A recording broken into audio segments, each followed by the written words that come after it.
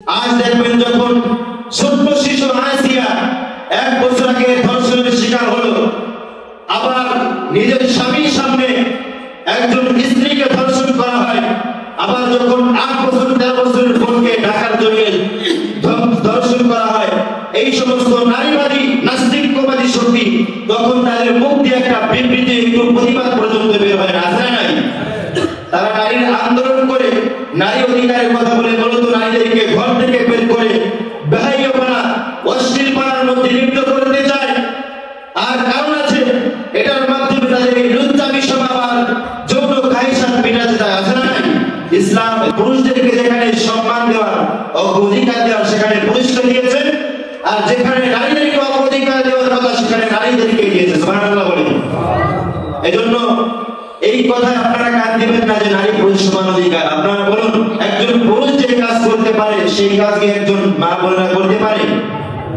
তাহলে নারী পুরুষ সমান অধিকার কিভাবে বলেন? একজন পুরুষ যে কাজ করবে নারী তো পারবে না।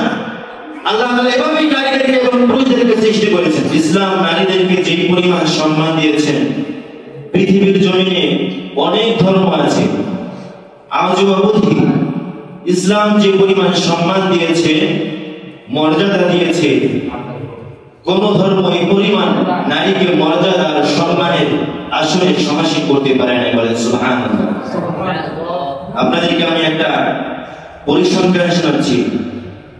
প্রাচীন রোম দেশে, রোম তো চিনেন সবাই, ইতালির রাজধানীর নাম কি বলেন সবাই? রোম। তো এই রোম অনেক কয়েকটা দেশ নিয়ে রোম ছিল আল্লাহ রাসূলের জামানায়। এই রোম দেশে নারীদের অবস্থা ছিল এতটাই ভয়ঙ্কর অবস্থা, তারা এই রোমীয়রা নারী সত্তাকে অস্বীকার করত, বলেন নাউজুবিল্লাহ। এবং তারা মনে করত নারীরা কোনোদিন জান্নাতে যাবে না, স্বর্গে যাবে না, তাদের ভাষায় স্বর্গে যাবে না, নাউজুবিল্লাহ বলেন। হিন্দু ধর্মে নারীদের অবস্থান এতটাই ভয়ঙ্কর, স্বামী মারা গেলে তার সাথে স্ত্রীকে জীবন্ত পুড়িয়ে দেওয়া হতো, যদিও এখনকার চিত্র একটু আলাদা। তৎকালীন যুগে, আইয়ামে জাহিলিয়াতের যুগে এরকম অবস্থা ছিল, স্বামী মারা গেলে স্ত্রীকেও সাথে সাথে পুড়িয়ে সারকার করে দেওয়া হতো, নাউজুবিল্লাহ বলেন। এরপরে খ্রিস্টান ধর্মে নারীদের অবস্থান এতটাই ভয়ঙ্কর ছিল, তারা মনে করত সকল অকল্যাণ এবং পাপের মূলভূত হচ্ছে নারীরা, বলেন নাউজুবিল্লাহ।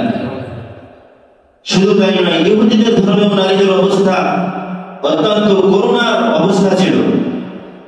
তারা নারীরা যখন মাসিক ঋতুস্রাব হতো, তারা মনে করত এদের সাথে এখন আর বসবাস করা যাবে না, একসাথে ঘুমানো যাবে না, একসাথে বিছানায় যাওয়া যাবে না, মাসিক ঋতু হলে তাদের হাতের রান্না খাওয়া যাবে না, এটা মনে করতে পারেন নাউজুবিল্লাহ।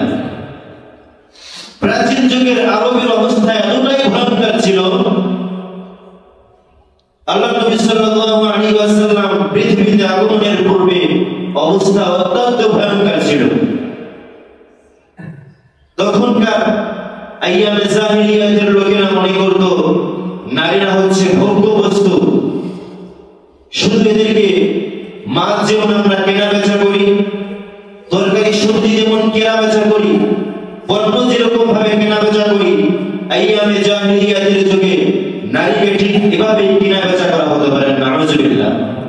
যৌন খাহিশাত পূরণ করার জন্য এভাবে কেনা বেচা করা হতো। শুধু তাই নয়, একজন নারী যখন স্বামী মৃত্যুবরণ করত, তখন ওই স্বামীর ছেলেরা, সৎ ছেলেরা ওই সৎ মাকে তারা বিবাহ করতে পারেন, নাউজুবিল্লাহ। এখানে তো নাই, যখন কোন নারী দুনিয়াতে আগমন করত, তারা মনে করত আমি আর সমাজের মধ্যে কোনো মুখ দেখাতে পারবো না, মুখ দেখানো পারবো না, এটা মনে করত। আমার জন্য দুর্ভোগ, আমি ধ্বংস হয়ে গেলাম। নারীদের অবস্থা এতটাই জঘন্যতম অবস্থা ছিল ওই যুগে। কিন্তু আল্লাহ রাসূল সাল্লাল্লাহু আলাইহি ওয়াসাল্লাম যখন দুনিয়াতে আগমন করলেন, সব কিছুর বাদ ভেঙে আল্লাহ রাসূল সাল্লাল্লাহু আলাইহি ওয়াসাল্লাম সর্বপ্রথম নারীদের সম্মান এবং মর্যাদা অধিকারের ব্যাপারে আল্লাহ রাসূল সর্বপ্রথম কথা বলেছে। বলেন সুবহানাল্লাহ। এর আগে নারীদের কোনো সমাজ অবস্থান ছিল না, অধিকার ছিল না, মর্যাদা ছিল না, সম্মান ছিল না। সম্মানিত উপস্থিতি, এখনকার এই মডার্ন যুগে এখন দেখবেন বিভিন্ন টক শোতে যারা নারীবাদী স্লোগান দিয়ে মানুষকে বিভ্রান্ত করে, তারা বলে ইসলাম নারীকে ঘরের মধ্যে আটকায় রাখছে, আর কালো একটা কাপড় পরবে, তার চেহারাকে আবৃত রাখবে। কিরকম একটা সমাজ, যে সমাজ নারীকে আবদ্ধ করে রাখলো, ঘরের মধ্যে আটকায় রাখলো, নারীরা কিছুই করতে পারবে না। বলেন নাউজুবিল্লাহ। আদৌ কি এটাই বলেছে ইসলাম? ইসলাম বলেছে সব ক্ষেত্রেই নারীরা কাজ করতে পারবে, চাকরি বাকরি ব্যবসা বাণিজ্য সবকিছুই করতে পারবে, তবে একটা শর্ত আছে। সেই শর্তের নাম কি? বলেন পর্দা আপনাকে মেনটেন করতে হবে। আপনি পর্দা মেনে যা ইচ্ছা তাই করবেন, সমস্যা নেই। সম্মানিত উপস্থিতি, যেটা বলছিলাম, আল্লাহ তাআলা সর্বপ্রথম নারীদের সম্মানের ব্যাপারে কথা বলেছেন, নারীদের অধিকারের ব্যাপারে অধিকার প্রতিষ্ঠিত করেছেন মুহাম্মদ সাল্লাল্লাহু আলাইহি ওয়াসাল্লামের মাধ্যমে। এর আগে নারীদের কোনো সমাজে অবস্থান ছিল না। কোরআনকে যদি আমরা প্রশ্ন করি যে কোরআন নারীকে আল্লাহ তাআলা কি পরিমাণ সম্মান দিয়েছেন, তাহলে কোরআন আমাদেরকে বলবে যে কি পরিমাণ সম্মান নারীকে আল্লাহ তাআলা দিয়েছেন। সুবহানাল্লাহ বলেন। কোরআনকে যদি আমরা বলি আল্লাহ তাআলা নারীকে কি পরিমাণ সম্মান দিয়েছেন, আল্লাহ তাআলা নারীদেরকে সম্মান দেওয়ার জন্য কি করেছে, তাহলে আপনি পাবেন কোরআন বলবে আল্লাহ তাআলা মহাগ্রন্থ কোরআনুল কারীম মুহাম্মদ সাল্লাল্লাহু আলাইহি ওয়াসাল্লামের উপর নাযিল করেছে। এই কোরআনের মধ্যে 114টা সূরা আছে। 114টা সূরার মধ্যে বৃহৎ একটা সূরা নারীদের ব্যাপারে আল্লাহ তাআলা নাযিল করে দিয়েছেন। বলেন সুবহানাল্লাহ। সেই সূরার নাম কি? বলেন সূরাতুন নিসা। 4 নম্বর যে সূরা কোরআনের, সেই সূরার নাম হচ্ছে সূরাতুন নিসা। এই সূরাতুন নিসার মধ্যে আল্লাহ তাআলা নারীদের অধিকারের ব্যাপারে কথা বলেছেন। সুবহানাল্লাহ বলেন। কোন ধর্মগ্রন্থের ব্যাপারে এরকম কথা আজ অবধি কেউ বলে নাই, যেটা ইসলাম এবং আল্লাহ তাআলা দিয়েছেন। তাহলে নারীদেরকে কি আল্লাহ তাআলা সম্মান দিয়েছে? বলেন সবাই, দিল না? শুনেন, আলোচনা শুনে বুঝতে পারবেন কি পরিমাণ সম্মান দিয়েছেন। মা বোনেরা যারা শুনছেন একটু কান খাড়া করেন। যখন একজন কন্যা সন্তান দুনিয়ার জমিনে ভূমিষ্ঠ হয়, এখান থেকে আল্লাহ তাআলা তাকে সম্মান দেওয়া শুরু করেছেন। বলেন সুবহানাল্লাহ। যে সম্মান পুরুষদের ব্যাপারে বলে নাই, ছেলেদের ব্যাপারে বলে নাই, আল্লাহ তাআলা নারীদের ব্যাপারে যে পরিমাণ সম্মানের কথা বলেছেন কোরআন এবং হাদিসের মধ্যে, পুরুষদের ব্যাপারে বলে নাই। বিশ্বনবী সাল্লাল্লাহু আলাইহি ওয়াসাল্লামের উপর আল্লাহ তাআলা আয়াত নাযিল করেন সূরাতুন নাহলের 59 এবং 60 নম্বর আয়াতের মধ্যে আল্লাহ তাআলা বললেন ওয়া ইযা বুশিরা আহাদুহুম বিল উনসা যাল্লা ওয়াজহুহু মুসওয়াদ্দান ওয়া হুয়া কাযীম يتوارى من القوم من سوء ما بشر به أيمسكه على هون أم يدسه في التراب ألا ساء ما يحكمون سبحان الله الله تعالى نزل قرآن وإذا بشر أحدهم بالأنثى যখন তাদেরকে কন্যা সন্তানের সম্মান দেওয়া হয়, তখন তাদের অবস্থা এরকম হয়ে যায় যাল্লা ওয়াজহুহু মুসওয়াদ্দা, তাদের চেহারাটা কালো হয়ে যায় ওয়া হুয়া কাযীম, অন্ধকার রজনীর মতো তাদের চেহারাটা কালো হয়ে যায়। বলেন নাউজুবিল্লাহ। এই কথা বলে আল্লাহ তাআলা জাহিলিয়াতের যুগের কথা আল্লাহ তাআলা স্মরণ করে দিয়েছেন। কুরআনুল কারীমের এই আয়াতের শেষে আল্লাহ তাআলা শেষে বললেন সামায়াকুমুন, এই অভ্যাসটা কতই না বড় নিকৃষ্টতম অভ্যাস, বলেন নাউযুবিল্লাহ। শুধু তাই নয়, জাহিলিয়াতের যুগে এমন অবস্থা ছিল, নারীদের কোনো সম্মান, তাদের সম্মান ছিল না, মর্যাদা ছিল না। আল্লাহর নবীর সাহাবী ইসলাম ধর্ম গ্রহণ করেছেন।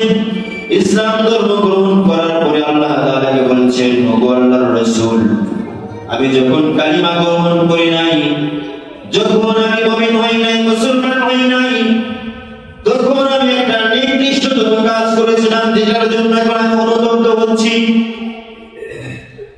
আল্লাহর নবী সাল্লাল্লাহু আলাইহি ওয়াসাল্লাম বললেন, হে আমার সাহাবী, তুমি কি কাজ করেছো, তুমি আমার কাছে বলো। তখন ওই সাহাবী বর্ণনা দিলেন, আল্লাহ তাআলা আমাকে একটি ভালোবেসে একটি কন্যা সন্তান দান করেছিলেন। কন্যা সন্তান দেওয়ার পরে ওই যুগের অবস্থা এরকম ছিল, কন্যা সন্তান হলে সমাজের মধ্যে মুখ দেখানো যেত না।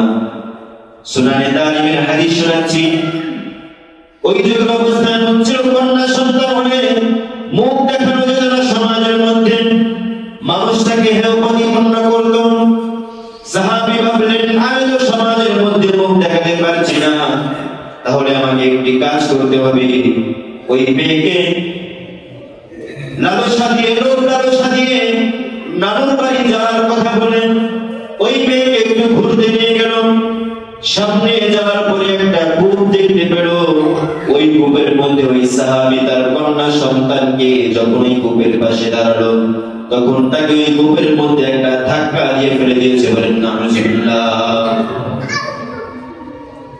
যখন ওই কন্যা সন্তান পড়ে যায়, তখন সে বলছিল, মায়া সুর নিয়ে যখন সে বলছিল, হে আমার বাবা, এই কূপের মধ্যে আপনি আমাকে ফেলিয়ে দিয়েন না। ওই সাহাবী বর্ণনা দিল, আল্লাহর রাসূল, আমার মনে হচ্ছিল আমি কতই না অপরাধ করে দিলাম, অপরাধ করলাম। কন্যা সন্তানকে এভাবে আমি ফেলে দেওয়ার কারণে এখন আমার অনুতপ্ত হচ্ছি। আমি নিজের কাছে ভুল স্বীকার করছি, এটা অত্যন্ত খারাপ কাজ ছিল। আল্লাহর নবী এই ঘটনা শুনে তার চক্ষু দিয়ে পানি করে অশ্রু প্রবাহিত হলো। পানি পড়তে পড়তে আল্লাহর রাসূলের গায়ে মোবারক ভেজে গেল। সাহাবীরা বললেন, হে সাহাবী, আমার ভাই, তুমি কতই না কষ্ট দিলে আল্লাহর রাসূলকে। তখন আল্লাহর রাসূল বললেন, তোমরা তাকে এই কথা বলো না। আল্লাহর রাসূল সাহাবীকে বললেন, তুমি আবার এই ঘটনাকে আমাকে বলো, এই ঘটনা আমার কাছে বলো। আবার ওই সাহাবী এই ঘটনা বর্ণনা করলেন। আবার আল্লাহর রাসূল সাল্লাল্লাহু আলাইহি ওয়াসাল্লামের দাড়ি মোবারক গুলো কান্নায় ভিজে গেল, বলেন সুবহানাল্লাহ। তখন ওই সাহাবীকে আল্লাহর রাসূল বললেন, হে আমার সাহাবী, তুমি আল্লাহর কাছে অনুতপ্ত হয়েছো, এজন্য আল্লাহ তাআলা তোমাকে মাফ করে দিয়েছেন। কিন্তু তুমি যেই কাজটা করেছো এটা অত্যন্ত জঘন্যতম একটি কাজ ছিল, বলেন নাউযুবিল্লাহ। জাহিলিয়াতের যুগে নারীদের অবস্থা এতটাই ভয়ঙ্কর ছিল, কোন সম্মান ছিল না। অথচ ইসলাম নারীকে এত পরিমাণ সম্মান দিয়েছেন, গোটা পৃথিবীর অন্য কোন ধর্ম দেয় নাই। আল্লাহর রাসূল সাল্লাল্লাহু আলাইহি ওয়াসাল্লাম হাদিসের মধ্যে বলছেন, ইযা উলিদা লির-রাজুলি ইবনাতান বা'আথাল্লাহু আযজা ওয়া জাল্লা মালায়েকাতান, যখন কোন নবজাতক শিশু পৃথিবীর জমিনে ভূমিষ্ঠ হয়, আল্লাহ তাআলা বলেন, ইয়াকুলুনা আসসালামু আলাইকুম আহলাল বাইত। আল্লাহ তাআলা একদল ফেরেশতা পাঠিয়ে দেন। ফেরেশতা পাঠানোর পরে ওই ফেরেশতারা ওই নবজাতক শিশুর পরিবারদেরকে বলে, হে পরিবাররা, তোমাদের উপর আল্লাহ তাআলার শান্তি বর্ষিত হোক, বলেন সুবহানাল্লাহ। শুধু তাই নয়, ফেরেশতারা তখন বলেন, ইয়াকতানিফুনা বিআজনিহাতিহিম, ফেরেশতারা তাদের রহমতের ডানা দিয়ে ওই ঘরকে আবৃত করেন, বলেন সুবহানাল্লাহ। শুধু তাই নয়, তারা বলেন, ইয়ামসাহুনা বিআইদিহিম আলা রাসিহা, ফেরেশতারা ওই নবজাতক শিশুর উপরে তাদের রহমতের ডানা দিয়ে রহমতের ডানা মেলতে থাকেন, বলেন সুবহানাল্লাহ। শুধু তাই নয়, তারা বলতে থাকেন, দাঈফাতুন খারাজাত মিন দাঈফাতিন, অত্যন্ত দুর্বল একটা দেহ থেকে একটা প্রাণ বেরিয়ে এসেছে, কতই না ভালো। এরকম ভাবে ফেরেশতারা ওই নবজাতক শিশুর জন্য দোয়া করেন।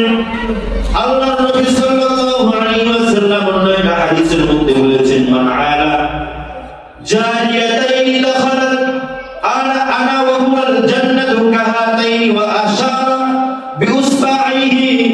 আল্লাহ রাসূল সাল্লাল্লাহু আলাইহি ওয়াসাল্লাম বলেছেন যখন কোন নবজাতক শিশু দুনিয়ার জমিনে ভূমিষ্ঠ হয় আর ওই দুনিয়ার জমিনে ভূমিষ্ঠ হওয়ার পরে নবজাতক শিশুকে সুন্দরভাবে লালন পালন করে, আল্লাহর নবী বললেন কিয়ামতের ময়দানে যারা ওই নবজাতক শিশুকে লালন পালন করেছে আমি এবং নবী জান্নাতের মধ্যে এরকম ভাবে অবস্থান করব। বলেন সুবহানাল্লাহ। এই দুই আঙ্গুলের মধ্যে কোনো ফাঁকা আছে? আল্লাহ নবী বললেন দুই আঙ্গুল যেরকম ভাবে এক জায়গায় কোনো ফাঁকা নাই, ঠিক কিয়ামতের ময়দানে আমি এবং ওই নবজাতকের অভিভাবকরা জান্নাতের মধ্যে এরকম ভাবে একসাথে অবস্থান করব। বলেন সুবহানাল্লাহ। ইসলাম নারীকে কি পরিমাণ সম্মান দিয়েছেন একটু শুনুন।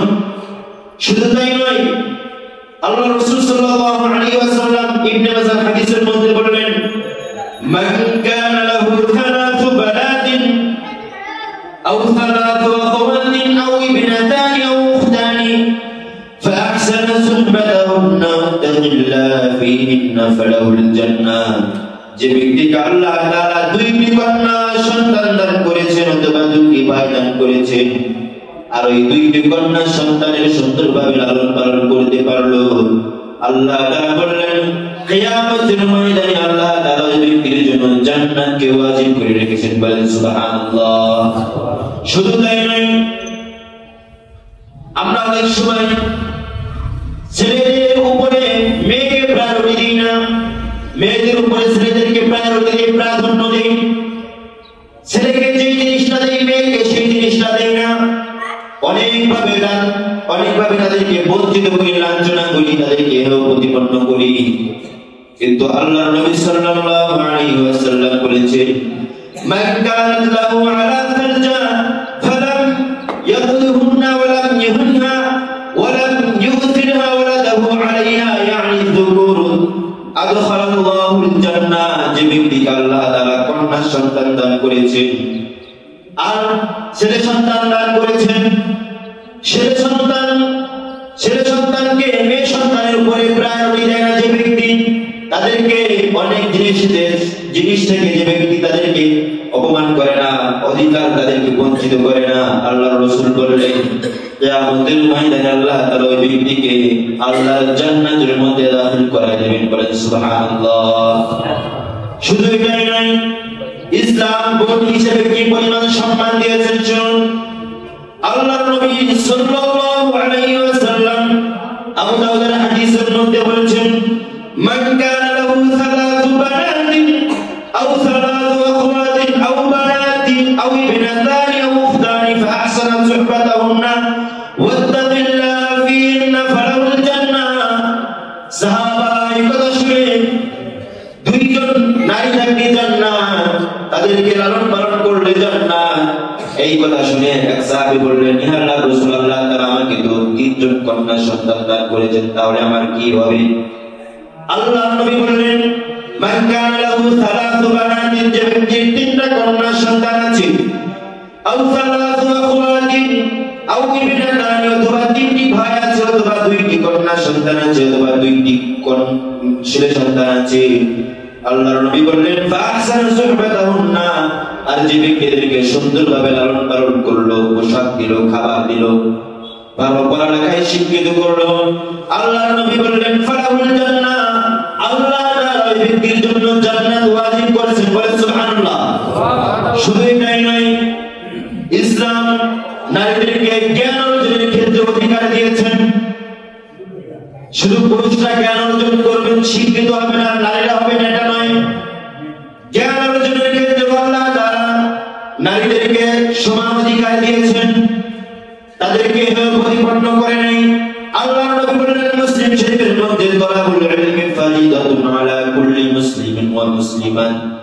আল্লাহ তাআলা পুরুষদের কথা বলেছেন, এখানে নারীদের কথা বলেছেন। আল্লাহর নবী বললেন পুরুষ এবং নারীদের জন্য আল্লাহ তাআলা প্রয়োজনীয় শিক্ষণীয় মাসালাগুলো শেখার জন্য আল্লাহ তাআলা ওয়াজিব করে রেখেছেন, ফরজ করে রেখেছেন। বলেন সুবহানাল্লাহ। তাহলে নারীকেও শিখতে বলেছেন, পুরুষকেও শিখতে বলেছেন, এখানে শুধু পুরুষদের কথা বলা হয়েছে। সম্মানিত উপস্থিতি, ইসলাম নারীদেরকে সুশিক্ষা শিক্ষিত করার জন্য আদেশ করেছেন, তাদেরকে জ্ঞান অর্জনের কথাও বলেছেন। আমাদের মা আয়েশা রাদিয়াল্লাহু আনহা এত বড় শিক্ষিত ছিল। এই আয়েশা রাদিয়াল্লাহু আনহা আল্লাহর নবী সাল্লাল্লাহু আলাইহি ওয়াসাল্লাম থেকে 2210টি হাদিস বর্ণনা করেছেন। বলেন সুবহানাল্লাহ। যদি সে সুশিক্ষায় শিক্ষিত না হতো তাহলে আল্লাহর নবীর কাছ থেকে কি হাদিস বর্ণনা করতে পারতো? বিভিন্ন হাদিস গ্রন্থে খুললেই দেখবেন আয়েশা রাদিয়াল্লাহু আনহা হাদিসগুলো বর্ণনা করেছেন। তাহলে ইসলাম নারীকে শিক্ষার ক্ষেত্রেও পিছনে ফেলায় নাই, তাদেরকে সুশিক্ষায় শিক্ষিত করার জন্য বলেছেন। ইসলাম জ্ঞান অর্জন করার জন্য নারীদেরকে বলেছেন। সুবহানাল্লাহ বলেন। ইসলাম নারীদেরকে বিয়ে শাদীর অধিকার দিয়েছেন, ন্যায্য অধিকার দিয়েছেন। সুবহানাল্লাহ বলেন। আল্লাহ তাআলা সূরাতুন নিসার মধ্যে বললেন, ওয়া আতুন নিসাআ সাদকাতিহিন্না নিহলাতান ফাইন তিবনা লাহুম আন শাইইন মিনহু নাফসান ফাকুলুহু হানিআম মারিআ। সুবহানাল্লাহ বলেন। আল্লাহ তাআলা বললেন, যখন কোন মুসলমান বিবাহ করবে তখন ওই জাহেরি যুগের মতো ভোগ্যবস্তু হিসেবে ক্রয় বিক্রয় করবে না, কেনা বেচা করবে না, তাদেরকে ইচ্ছা মতো ব্যবহার করবে না যৌন খাহিশ মেটানোর জন্য, যা মন চাই তাই করবে না। এদের সাথে আল্লাহ তাআলা হালাল একটি বন্ধন দিয়েছেন, সেটা হচ্ছে বিবাহ। শুধু বিবাহ করলে হবে না, ন্যায্য অধিকার পরিমাণ তাদেরকে দেন মোহর দিতে হবে। এরপরে ওই মহিলা সে অগ্রাধিকার পাবে, তাদেরকে ভোগ করতে পারবে। বলেন সুবহানাল্লাহ। তাহলে শিক্ষা, এখানে একটা শিক্ষা আছে, সেটা হলো আল্লাহ তাআলা বললেন, ওয়া আতুন নিসা সাদকাতিহিন্না নিহলা। যখন কোন নারীর কাছে তুমি যাবা তখন তাকে দেন মোহর দাও, নির্দিষ্ট পরিমাণে দেন মোহর দাও। এরপরে ওই নারীর কাছে যাও। যতক্ষণ পর্যন্ত দেন মোহর না দিবা ততক্ষণ পর্যন্ত এই নারীর কাছে যাওয়া যাবে না। সম্মানিত উপস্থিতি, আমাদের সমাজে এই দেন মোহর এতটাই কঠিন হয়ে গেছে, যখন কোন যুবক ভাইরা বিবাহ করতে যায় তখন তাদের উপর একেবারে দায় চাপাই দেওয়া হয়। কথা বলেন ঠিক না? তার সাধ্য নাই 5 লক্ষ দিবার, কিন্তু তাকে জোরপূর্বক তাকে 5 লক্ষ লেখানোর জন্য বলে। আছে না নাই? বিবাহকে সহজ করুন। বিবাহ যত পরিমাণ সহজ হয়ে যাবে, সমাজের মধ্যে তত পরিমাণ জিনা থাকবে না। ঠিক না? আপনি বিবাহকে যত পরিমাণ কঠিন করবেন, সমাজের মধ্যে জিনা বেড়ে যাবে। কথা বলেন ঠিক না? এজন্য বিবাহকে সহজ করুন। দেনমোহর ওই ব্যক্তির যেই সামর্থ্য আছে সেই পরিমাণ সে লেখুক। আর এটা মাথায় রাখবেন, দেনমোহর আপনি ওই সময় আদায় করার জন্য চেষ্টা করবেন। এটা হচ্ছে স্ত্রীর অধিকার। আপনি যদি তার এই অধিকারকে হরণ করেন, কিয়ামতের ময়দানে আল্লাহ তাআলার কাছে এর বিচার, আল্লাহ তাআলার কাছে আপনাকে আল্লাহ তাআলার কাছে কাজ করায় দাঁড়াতে হবে। কথা বলেন ঠিক না? আল্লাহ তাআলা বললেন, ফাইন তিবনা লাকুম আন শাইইন। স্ত্রী যদি স্বামী এই দেনমোহরকে মন থেকে ক্ষমা না করে তাহলে ওই দেনমোহরটাকে পরিশোধ করতেই হবে। অনেক সময় দেখবেন মা বোনেরা আবেগের বশতে এই কথা বলে ফেলে যে দেনমোহর আমাকে দেওয়ার দরকার নাই, আমি তোমাকে মাফ করে দিয়েছি। আবার যখন কোনো সময় ঝগড়া লাগে, যখন কোনো কারণে তালাক দিতে যায়, তখন বলে, এই দেনমোহর তো আমাকে দেওয়া নাই, দেনমোহর আগে এরপরে তালাক। আছে না নাই? এজন্য আপনি চেষ্টা করবেন দেনমোহরটা আগে পরিশোধ করার জন্য। সম্মানিত উপস্থিতি, যে কথা বলছিলাম, ইসলাম নারীদেরকে শুদ্ধ একটি পবিত্র বন্ধন দিয়েছেন। তাদেরকে অন্য কোনো ভাবে হারাম পন্থায় তাদের সাথে জিনা করার জন্য বলে নাই, বিবাহের মতো সুন্দর একটি বন্ধন দিয়েছেন। আল্লাহ তাআলা বলছেন, যখন বিবাহ করবা স্ত্রীর হক দেনমোহর, এই দেনমোহর তোমাকে পরিশোধ করতেই হবে। আর যদি পরিশোধ না করো, আল্লাহ তাআলার সাথে এই প্রশ্নের জবাবদিহি তোমাকে করতে হবে। কথা বলেন ঠিক না?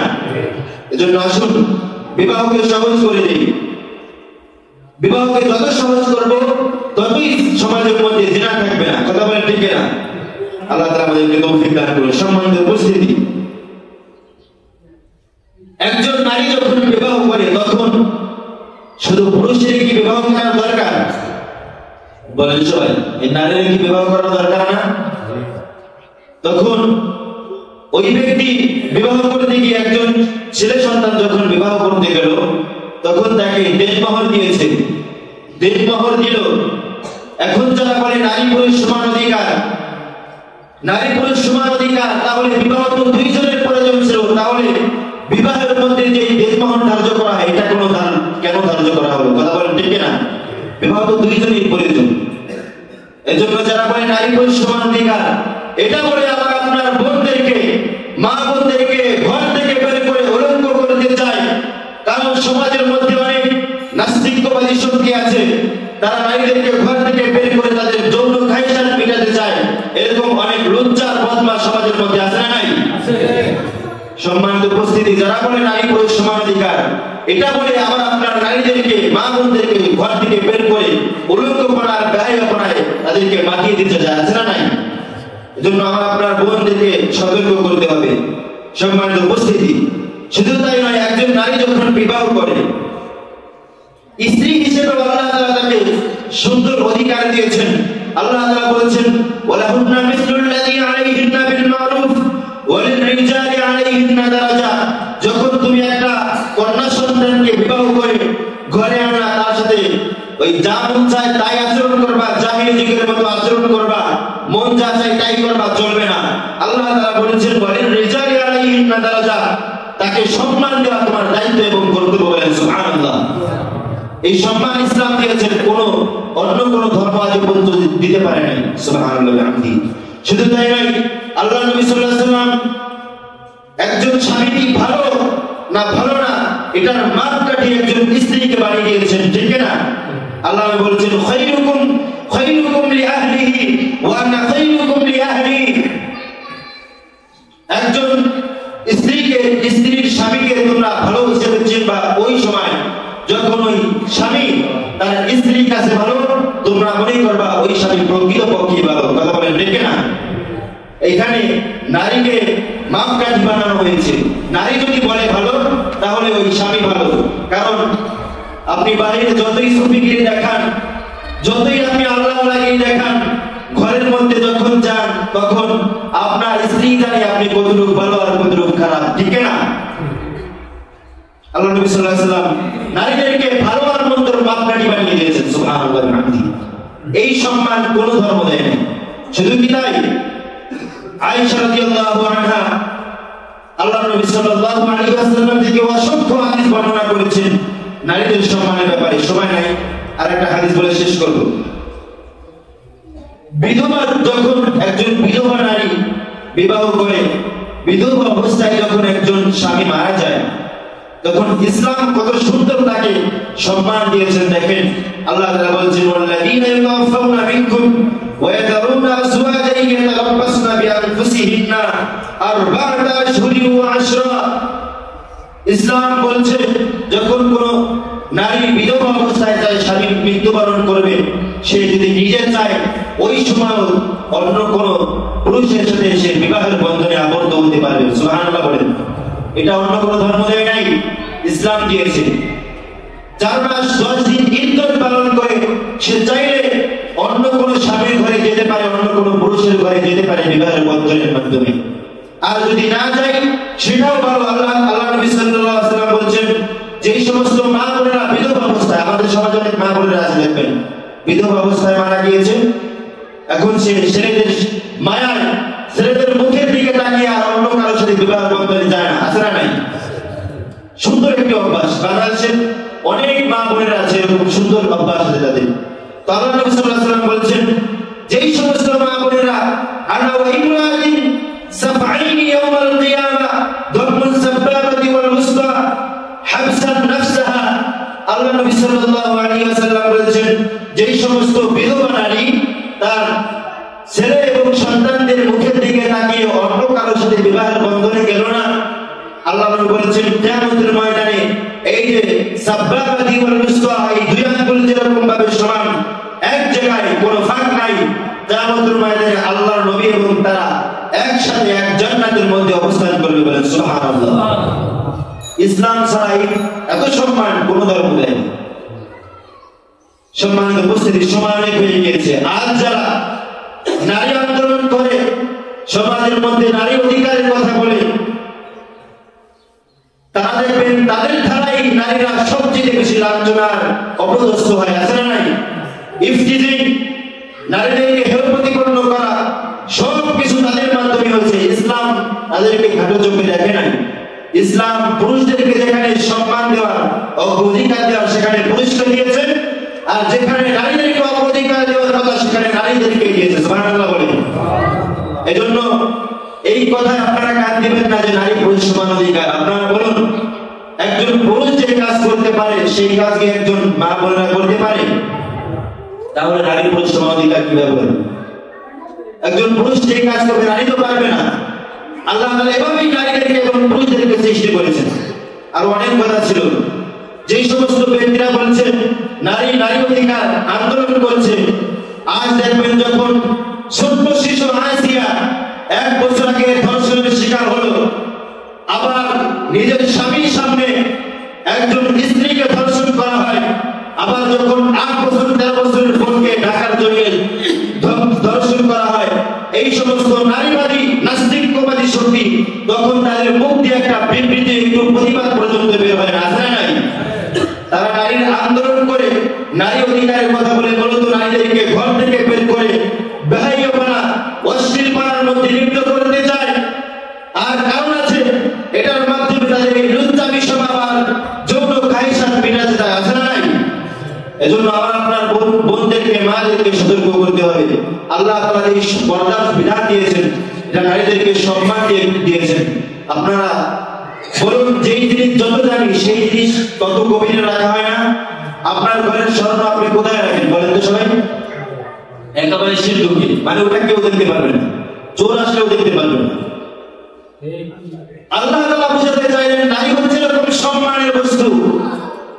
এত সম্মানের বস্তুকে আপনি যেখানে সেখানে ছাই দিতে পারবেন না। এটাকে পর্দা আবৃত করে রাখতে হবে, সুন্দরভাবে যত্ন করে রাখতে হবে, ঘরের মধ্যে সুন্দরভাবে যত্ন সহকারে তাদেরকে সম্মান দিয়ে পর্দার মধ্যে, পর্দার বিধানের মধ্যে রাখতে হবে। এটা আল্লাহ তাআলা তাদেরকে সম্মান দিয়ে এই বিধান দিয়েছেন। সুবহানাল্লাহ বলেন। ওই স্বর্ণকে আপনি যেভাবে দান দিয়েছেন, নারী জাতি হচ্ছে আমাদের কাছে ঠিক ওরকম ভাবেই দাবি। কথা বলেন ঠিক না? আল্লাহ তাআলা আমাকে আপনাকে কথাগুলো বোঝার এবং আমল করার তৌফিক দান করুন। সময় হলে সুযোগ করে আগামী জুমায় এই বিষয়ে আলোচনা হবে ইনশাআল্লাহ।